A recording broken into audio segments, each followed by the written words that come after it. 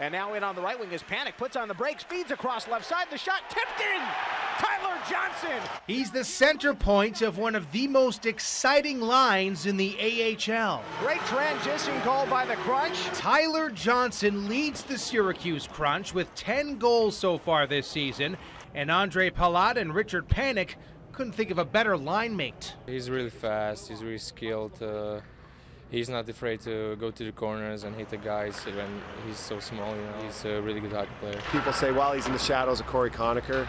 I don't know. To me, they walk side by side. It's, I don't know where we'd be without Tyler Johnson. And Johnson probably wouldn't know where he'd be besides a hockey arena.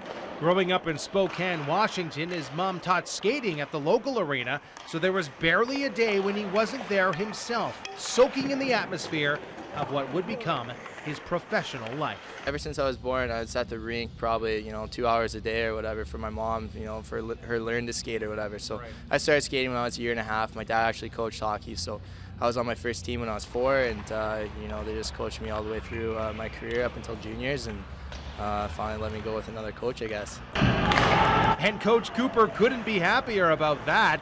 Johnson's energy level never seems to change, a spark plug whether it's the first shift or last shift of the night. Just growing up, especially with my dad as a coach, is one of the biggest things that he ever taught me. Is just, if you do something, do it at 100%, do it right all the time. Everybody on that line was born in the 90s.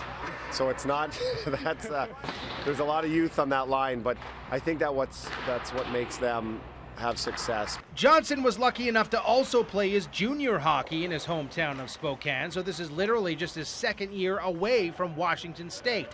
And as he continues to get to know his new home, he seems to already be developing some Syracuse pride.